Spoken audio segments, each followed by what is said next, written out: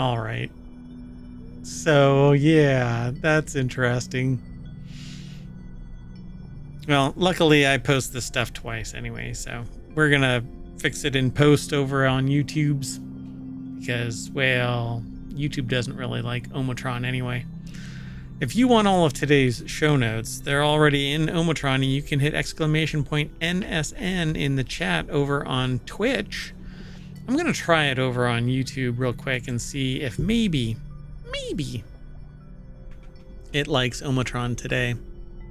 I logged in to verify everything was connected, and it works over on Twitch twice, but not over on YouTube. Yeah. And Omatron is connected. It's actually connected. It's just not paying any attention, I guess. Or I should say YouTube isn't allowing it to talk. So whatever. Let's get into the news. The very first article is over here on in the continuity report. That's where Gatherer aggregated it into. It actually is from Variety. We always give credit where credit is due. And it says here, The Onion buys Infowar in bankruptcy auction.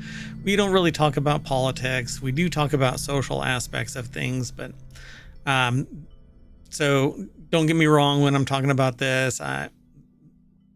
Politics are very personal, and while I'll talk about the societal and socioeconomic and economic, business and technology, science-related aspects of it, you do you when it comes to politics.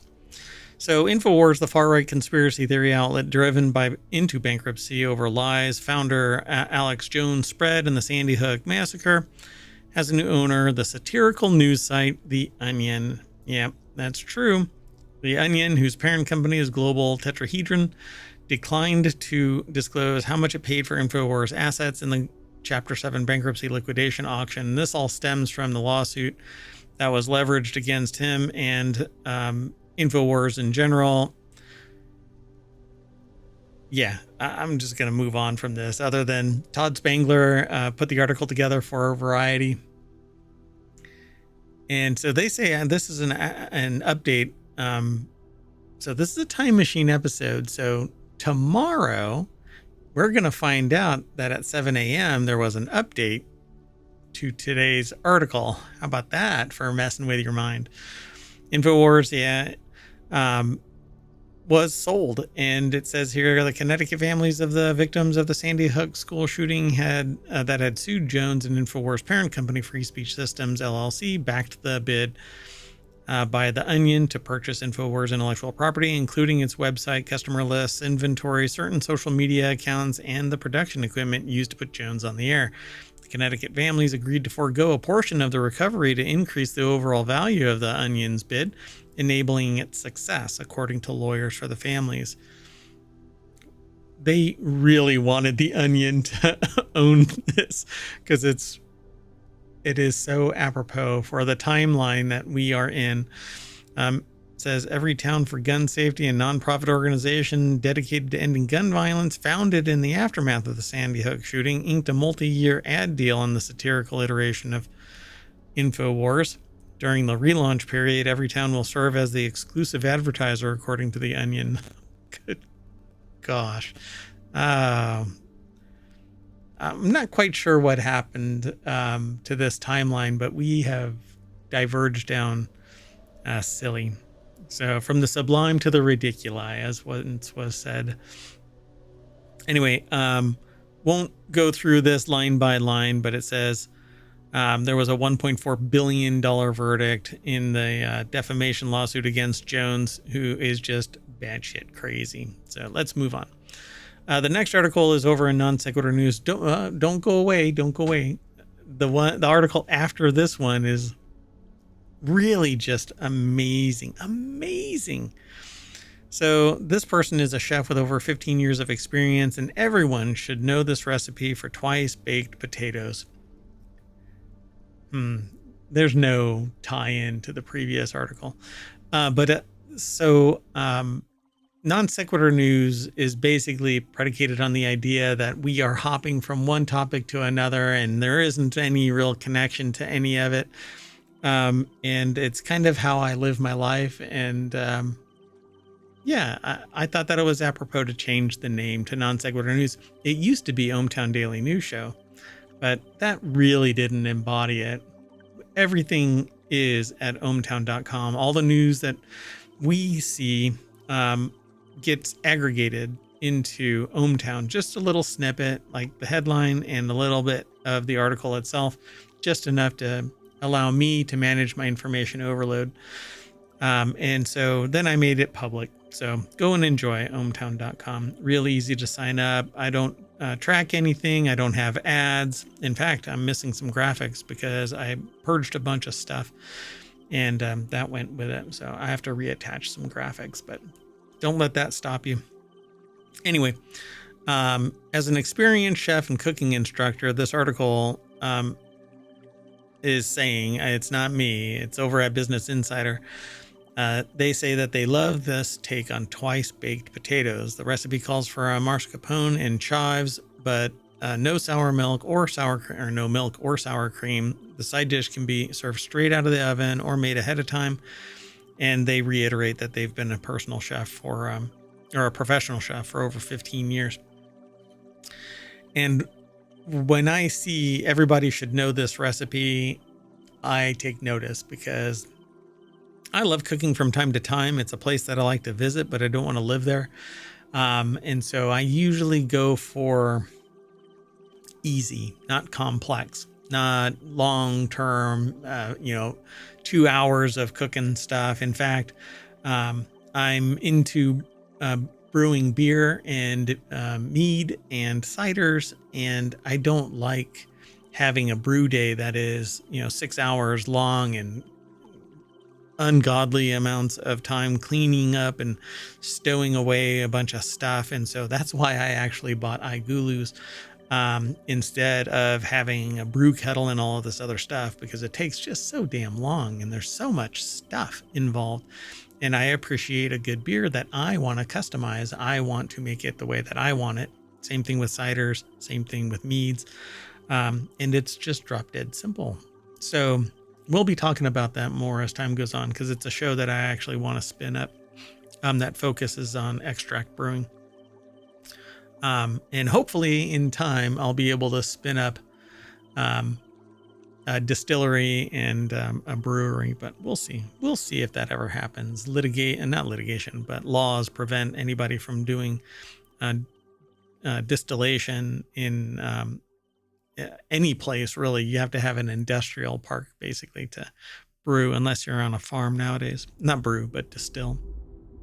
Anyway, let's get into this article. Again, distracted, non sequitur, blah, blah, blah.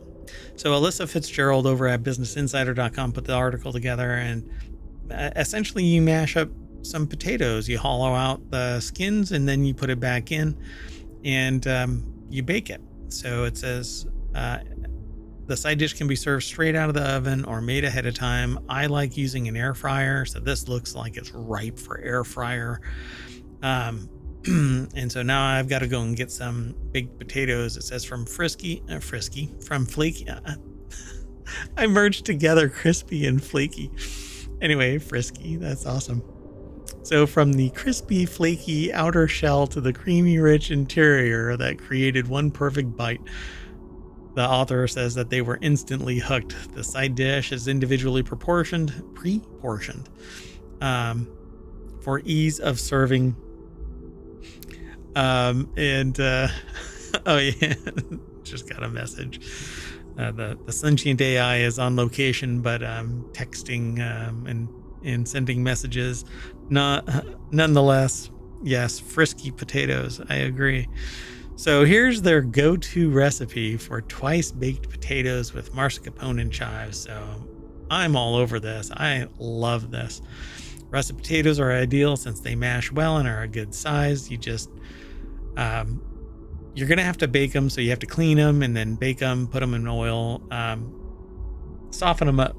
So the filling for these twice baked potatoes has two notable tweaks from the classic recipes. There's no added milk, and it calls for mascarpone instead of sour cream. And that was the thing that I was like, what? This is going to be amazing.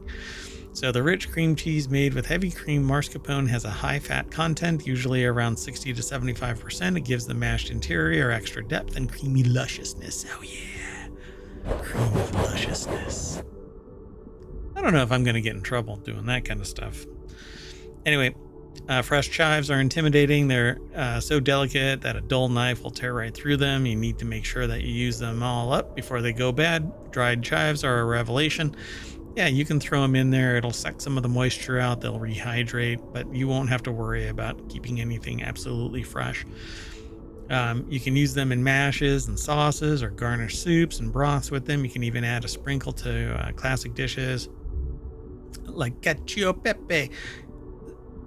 Basically, it's pasta with pepper. Or throw them into marinades and salad dressings on the fly. Possibilities are endless.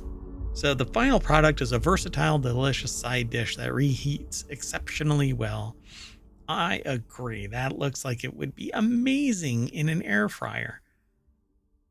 So anyway, they have instructions or directions of the ingredients and instructions on how to make it. And so follow the link through ohmTown and go check it out. But I'm going to move on. So this one, okay. So you saw a big red potato on the first article, and now you're baking some potatoes, and now you're going to see something that's probably going to make you go, ugh. And that is Elon Musk's new department seeks super high IQ staff for unpaid jobs. And if you have a super high IQ, you're probably not going to be chomping at the bit for an unpaid job. Musk said on Thursday that compensation is zero for the revolutionaries who will advise on cuts to the federal budget. So yes, the people who are really interested in cutting the government, which is something that I've been talking to people about for years and years, basically balkanization and marginalizing, hobbling the federal government in particular has been an aspiration. But it's not a domestic aspiration, mind you. But it's going to have massive social, economic, technology, science impact. And it's already starting. So the article is over at cnbc.com by David Ingram. And they say that I don't know what you want to call him. Anyway, this goofy Department of Government Efficiency, which doesn't exist. And if you want to talk about government efficiency, you don't spin up a new org to do it when you have an Office of Budget, so of Management and Budget. So you basically have the ability to facilitate change if you're going to do it, but it needs to be responsibly done and not destroy the ongoing concern of government. Not unless you want to turn it into an oligarchy or I'll just leave it at that. So they say, we need super high IQ, small government revolutionaries willing to work 80 plus hours per week on unglamorous cost cutting, the so-called Department of Government Efficiency said in a post on Twitter. This is coming from a billionaire that has gotten nothing but grants from the federal government. The reason why SpaceX exists, the reason why even Tesla still exists, is because a last-minute reprieve from the federal government gave a massive amount of money to SpaceX. And now it's just an ongoing concern because of the amount of money and the fact that it was sucked away by Musk. So now it's just entrenched, but it only exists because of people who dreamed of doing great things while turning somebody who I think is just, insane, but anyway, into a multi-billionaire that's in control of the entire space program now. because NASA basically does some research, but it all gets funneled through SpaceX out to the ISS and space in general. So how somebody can spin up a Department of Government Efficiency and then ask basically for people to be free, you're not going to get super high IQ people. You're just going to get these people who think that small government is the way to go, not realizing the full impact of what government does for society.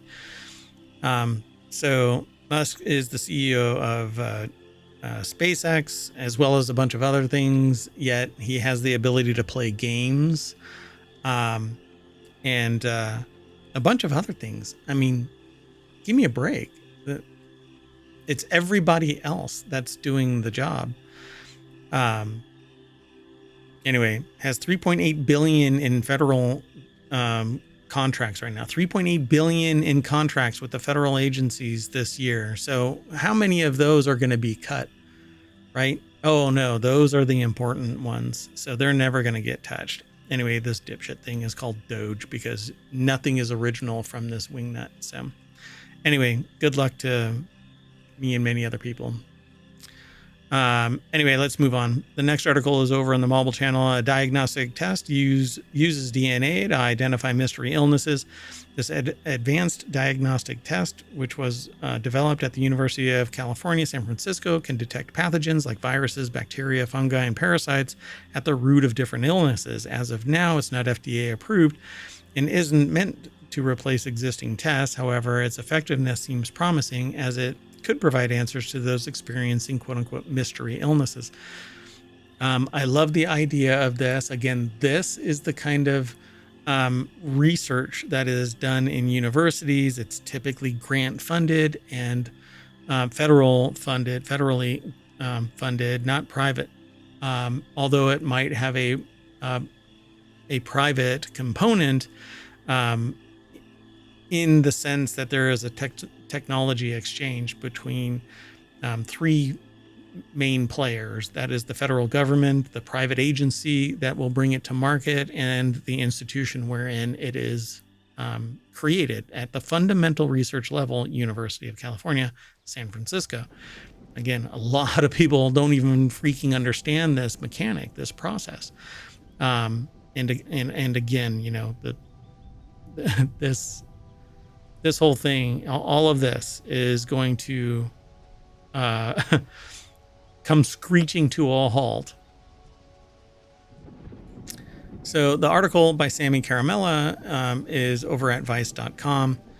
And it says here, this advanced diagnostic test was developed at University of California, San Francisco. One of the recent studies found that the test could identify neurological infections like meningitis and encephalitis using samples of spinal fluid. In fact, the test had an 86% diagnostic rate of neurological infections. Furthermore, it was even able to identify the pathogens that led to such infections. So this thing is amazing. It says, unfortunately, this test costs around $3,000 per sample, and less than 10 labs routinely use it. So apparently it's in existence for a while, though, right? Our test was used to identify the cause of a specific fungus, Fusarium solani, from one of the early patients who had become symptomatic. I said Dr. Charles Chu, a professor of laboratory medicine and infectious diseases at UCSF and senior author of the new study. Traditionally, it's been used as a test of last resort, but that's primarily because of issues involving, for instance, the cost of the test, the fact that it's only available in specialized reference laboratories, and it also is quite laborious to run. So this process, though, could lead to a cheaper and cheaper solution as time goes on. That is the benefit of technology. It evolves and gets better, more efficient, more effective. The only problem is greed. This thing could pay for itself and have profit at $3,000 per sample. I don't know what the profit margin is, but what ends up happening is people, some MBA, some, you know, I don't know. I always when greed is involved, that's all it is. Some greedy bastard. That is what I refer to them. So some greedy bastard is going to sit there and go, well, I see the benefit of this, because if your life is dependent on this, if your way of life is depending on this, or your quality of life and the world around you, your family and everyone around you, can benefit, then you have no bargaining power. Of course, you're going to pay whatever it is. That's why I don't understand why people are so happy about the cost of medicine, particularly in the United States. You know, they hate it, but then they sit there and have no problem just embracing and accepting the status quo. $3,000 per sample for a fundamental level of assessing if somebody has an illness and even what it is, would be less expensive if we would actually just make it competitive. You know, this fundamental research was done not just by, these people, and it was done in a vacuum with their own cold hard cash. No, I guarantee you taxpayer dollars were put into this, either at the state or federal or both levels, and made it happen. And so why isn't this less expensive? Why isn't it facilitated to make it more available to the general public? But nope, there's going to be, again, some greedy bastard that says, no, let's put a 0 on there.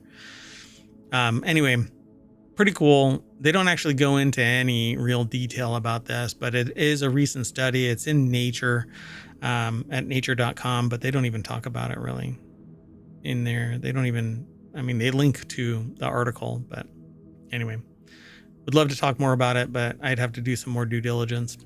Let's keep on moving though. It is a time machine episode, so I only have an hour and I'm about halfway through, so I'll speed up. This next article is over in Non Sequitur News. A Norwegian fisherman accidentally caught a US submarine in his nets. I titled this section, "Ma, I caught a submarine." So the Norwegian fisherman caught a US submarine in his nets. The USS Virginia's propellers got tangled in the nets, reports said, dragging them out to sea. The nets, not the sub. The U.S. Submarine has sent several vessels into nearby waters in recent months in tensions with Russia, so that the U.S. Navy has been sending subs out to let the world know where we are, I guess, just to, hey, we're in the area. We're not ignoring anybody. But a Norwegian fisherman apparently caught a U.S. sub. I just picture them on the edge of a deck, holding up the submarine by its rudder. So this is the USS Virginia, seen here in Maine, that got tangled up in a Norwegian fishing net.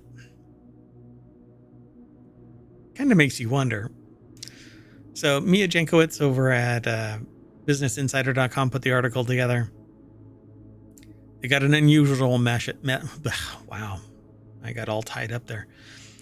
Harold Engen was delivering a catch of halibut, not for the halibut, on porpoise, to his home near the Melangen Fjord in Norway when he got an unusual message. The Norwegian broadcaster NRK News, the Fighting NRK, reported he was told that the propellers of a submarine had become entangled in his nets and had dragged them 2 nautical miles, or about 2.3 miles, out to sea. The 377-foot nuclear-powered USS Virginia had been on its way from the port of Tromsø, maybe, is that how you pronounce it? The Norwegian Coast Guard confirmed to NRK that one of its vessels, which was escorting the submarine, had helped cut it loose from the nets. So now you know what it takes to stop a submarine. Just sink some nets. And although they'd have to be really big nets, and I don't know what the USS Virginia was doing, but I don't know. Maybe she likes nets. Nobody was hurt in the incident. The investigation into the cause of the incident is still ongoing. I can tell you what the cause of the incident was. The submarine drove into a net. See, net is here. Submarine went into the net. Anyway, I guess if it's the size of a net, it doesn't show up on radar or something. I'm not sure. So the U.S. is an Arctic nation and has enduring security interest in the region, he said. He being Hawkins, I think. Yes. Lieutenant Pearson Hawkins. Anyway, adding that the Sixth Fleet appreciated Norway's support to U.S. submarine deployments to deter and defend the increasingly complex security environment of the High North. The High North. Anyway, then they deviate and they talk about other places, other things. Let's keep on going, though. How about autonomous Blackhawks are fighting forest fires now? Aerial firefighter is the coolest job in the world, if you ask the author over at Jalopnik. These skilled pilots fly ludicrously low to the ground to pick up water and dump it on burning woodland to save communities and wildlife. The livelihoods of these awesome people are under threat, however, as an autonomous Black Hawk helicopter has just entered the playing field. This is autonomous? Owen Bellwood. So, okay. I'm not so worried about the job if it keeps somebody safe and they can fly a helicopter from the ground and not endanger somebody, because these crash from time to time. I would rather an empty helicopter crash than go, you know what? To save your job, we're going to risk your life and your livelihood. You know what? Yeah, because I really enjoy having to say I'm sorry to your family because something mechanical happened on the helicopter. But, you know, we want to save your job. The livelihood of those awesome people are under threat. Yeah, they may be awesome people and their job may be awesome as somebody might perceive it. But for crying out loud, if you can automate it, then teach them how to fly it and let them be the pilots. So a test program carried out by the American helicopter maker Sikorsky and autonomous flying company Rain has shown off what self-flying helicopters are capable of, reports Auto Evolution, which is probably somebody that we should be paying attention to. The test, which follows a year-long collaboration between the two companies, saw a Black Hawk helicopter fly for 30 minutes and drop water without a pilot taking the controls. So it's a fully autonomous? No way in hell is it fully autonomous. The whole showcase was carried out by Sikorsky's Connecticut base, where the autonomous chopper dropped 3 buckets of water to put out a propane-fueled fire that measured around 12 inches, as Auto Evolution explains. Quote, the scenario called for the helo to be commanded to take off and head out on its mission using a tablet. The Matrix system guided it while searching for the fire, while the Rain supplied solution, whose details were not announced, adjusted the flight path to keep it keep the Black Hawk on track. There's a keep it. It just says to keep it Black Hawk on track. I don't know if that's a turn of phrase in the Black Hawk industry, but anyway. Even during crosswinds that reached up to 10 knots. So it flew with a Bambi bucket dangling beneath it where it could drop water once it located the fire. 3 successive water drops were performed and they helped put out the propane fuel fire ring 12 inches across that sent 6-inch flames into the air. So it took 3 buckets to knock out a 12-inch ring fire. Okay, the cost of operation is kind of high. But it's amazing that it is, if it was fully autonomous, but this is in this setting at the end of a tarmac, it seems, etc., etc. But it's the first time, so I dig this, and I would rather. Oh, and look. Watching everything unfold was a crew of onlookers of all kinds of bigwigs in emergency response, including NASA, the Federal Emergency Management Agency, DARPA. Those 3 are the ones that funded this. Los Angeles County Fire Department and Orange County Fire Authority. You will not get the kind of money from your average citizen that's not getting taxed into oblivion to pay for this kind of thing, because you need mass taxes. to pay for services and fundamental research. That's how it works. Otherwise, you're looking at, never mind. We'll get there, right?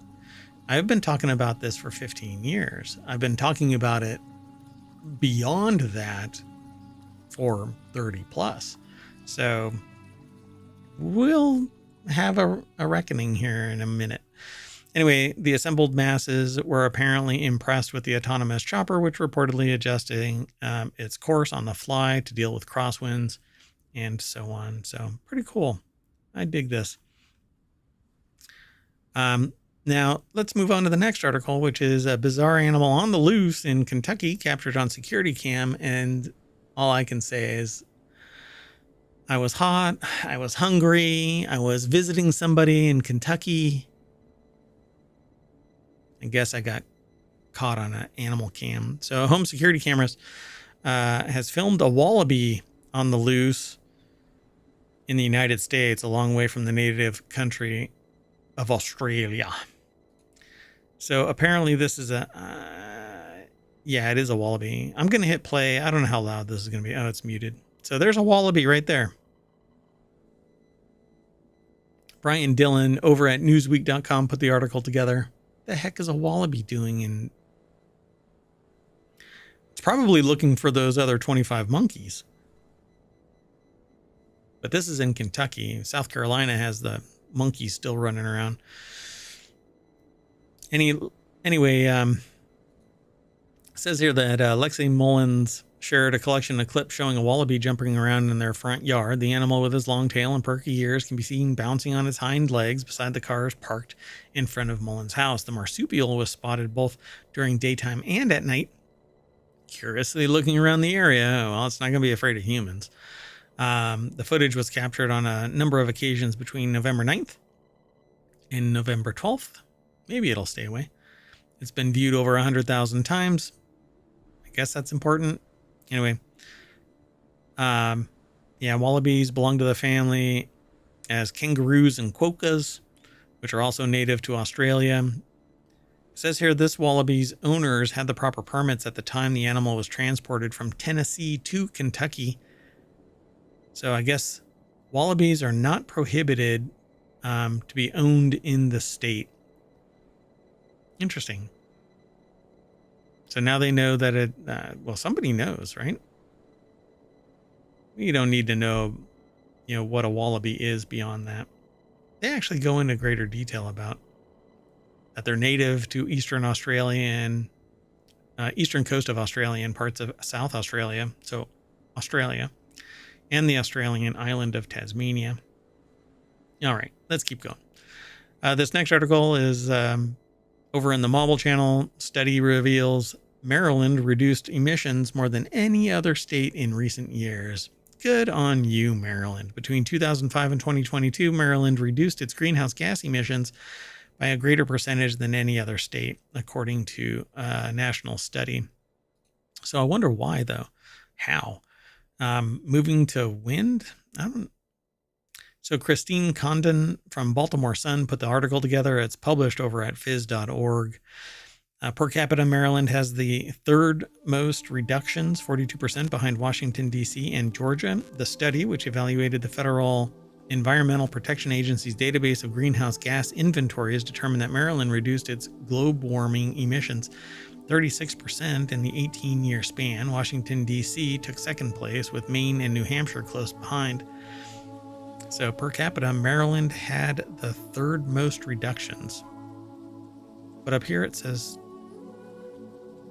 the most. I guess I don't know, maybe I'm reading that wrong. In Maryland and several other states, many of the reductions have come thanks to the retirement of coal-fired power plants.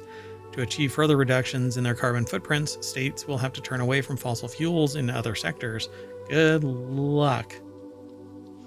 Yeah, I have a feeling that there's going to be a whole lot of reversal, such as transportation and building, heating, cooling, according to the report. Yeah, so I guess they're getting rid of coal-fired power plants and in Maryland at least. So according to the study, 44 states in the district saw emission reductions in the study period, whereas 6 saw increases, with the largest jumps coming from North Dakota, Idaho, and South Dakota. So the Dakotas, they're basically saying, we don't give a shit. So overall, the United States reduced emissions 15% during the time frame. But I hear people saying to me, and I've had this conversation before, well, everybody else isn't, so we're kind of just screaming into the void, right? Every little bit helps. But, you know, if everyone isn't doing it, then nobody should do it, right? That's how it's supposed to be, I suppose. Maybe. I don't know. The rise of sociopathy. Anyway, by curtailing its usage of fossil fuels and fueling the energy grid increasingly with renewable energy such as wind and solar, Maryland aims to reduce its output of carbon dioxide and other emissions which trap heat in the atmosphere, causing the planet to warm. Don't get me wrong, though. I understand that I have my own observations about wind and solar, geothermal, hydro. All of those are not defensible from outside forces, whereas, well, I mean, to a greater extent, nuclear and coal and natural gas are defensible.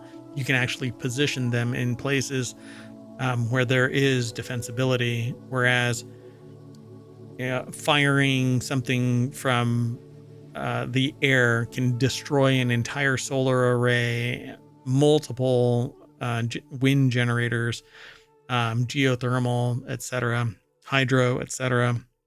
Anything that is obviously visible and obviously like a spinning part or a sheet of glass, all of that, good luck. It is not defensible. So there are some issues, but I am a proponent of nuclear power. So anyway, the state achieved a previous goal ahead of schedule, which required Maryland to cut emissions by 30% by 2020, also based on 2006 levels. According to MDE analysis, policies already in place in Maryland will reduce emissions 51% based on the 2006 levels by 2031.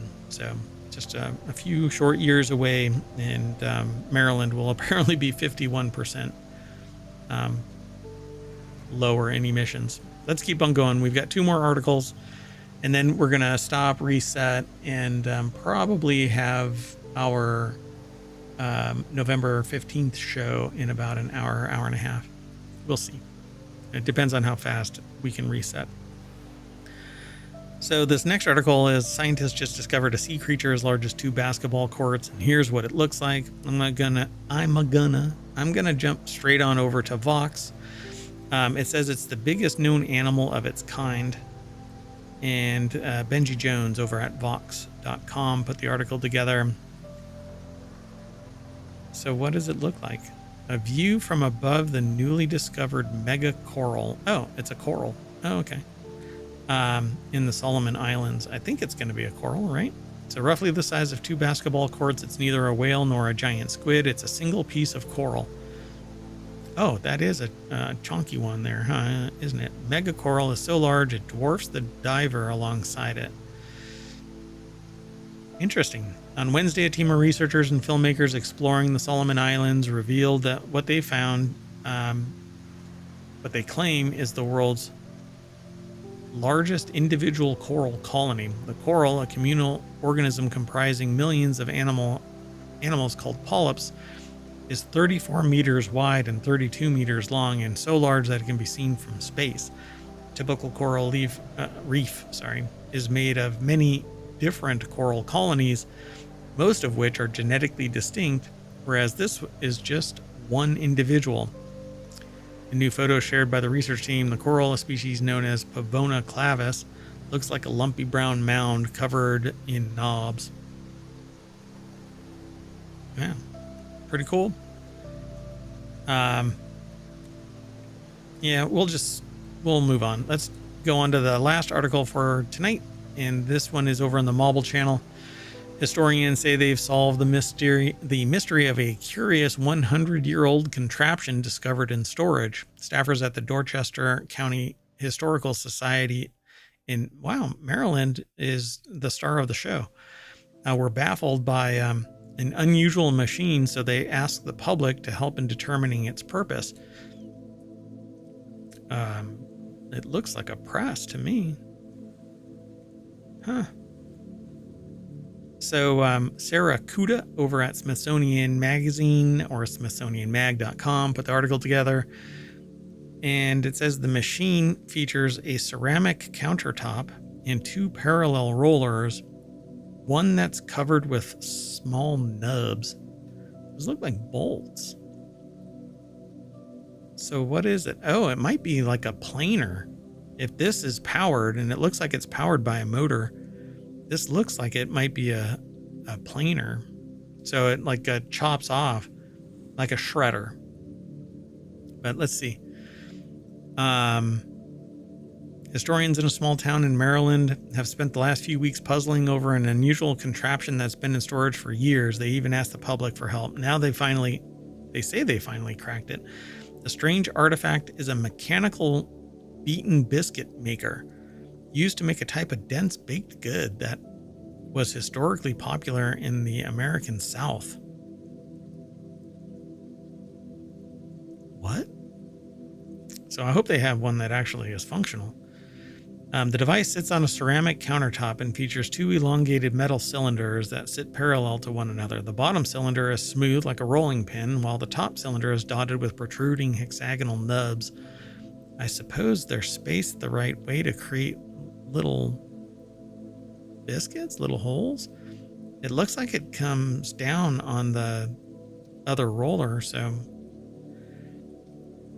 In recent years, it says the gadget has a relatively modern motor, but all the other pieces are around 100 years old. It's been sitting in storage since the 1990s. Records suggest that another historical society in Delaware donated a similar machine, but they do not offer any insights about the donation. Wow, what a contraption. It really is a contraption. Wow. So meanwhile, online followers shared their own theories about the contraption. Maybe it's used to pull taffy or to wring excess moisture out of freshly washed clothes. Other users suggested it might have helped soften leather or tenderize meat. But apparently it says we potentially think that it was a Maryland beaten biscuit maker, Phillips told WBOC's Lauren Miller in late October. It was created by a man who was trying to help his aunt with the business, and the belief is that this would have helped beat the air out of dough as the biscuits were being created. Beaten biscuits were a type of baked goods with roots in the American South. They're often made with flour, salt, water. Biscuits. The biscuits have a firm, crackery texture, like hardtack. Click, click. I wish I had hardtack right now. Anyway, they were made by beating the dough on a stump with an axe, per WBOC. That's horrible. These things had to have been horrible, but apparently not. But they had sugar in it, so sugar and lard. So, I guess maybe it would be nice, but that is some hell of a contraption. So did anybody actually, it says people fell in love with her country ham and beaten biscuits, according to the State Historical Society of Missouri. She, Annie Fisher, an entrepreneurial black cook. Really? Is that? Okay. Annie Fisher, an entrepreneurial black cook living in Columbia, Missouri at the turn of the 20th century, became a bit of a celebrity for her delicious biscuits. She catered events of all sizes. Former Columbia residents living in New York, Denver, and Los Angeles placed orders for her biscuits and fruitcake. This is the turn of the 20th century, and she catered to events of all sizes. Former Columbia residents living in New York, Denver, and Los Angeles placed orders for her biscuits and fruitcake. That's a hell of a delivery. These things had to have been vacuum packed or something to survive going from Columbia, Missouri to Los Angeles, Denver, and New York? Okay. That's pretty amazing. Anyway, their theory was supported by the fact that Cambridge, the town where the Historical Society is located, was once home to a Beaten Biscuit Bakery, per WBOC. Beaten Biscuit Bakery. If nobody creates a business called Beaten Biscuit Bakery, oh, we are on the wrong timeline. Anyway, pretty cool. It says that it was confirmed to be the same machine that he brought here from a previous home in 1992, says this Phillips person. So I guess Maryland has a deep history of making beaten biscuits. Yep, there was even a Maryland Beaten Biscuit brand, but here in Cambridge, there was also a bakery called Camper Sisters Bakery that made beaten biscuits as well. I've almost read this entire article, but there's pictures and all kinds of other stuff in here that you might enjoy. So definitely follow the link. It's available through the Twitch chat. If you type in !NSN, all of the articles will pop up there. You can follow the links over to ohmTown. They'll be in the show notes on YouTube and the podcast. So that's it. So I'm going to turn on the Beaten Biscuit Maker, and that's going to bring us back to the front page of ohmTown.com and November 14th news. So that's it. We're done for now, but we're going to be back probably in about an hour. Got to reset and let the time machine cool off before we fire things back up again. So see you later.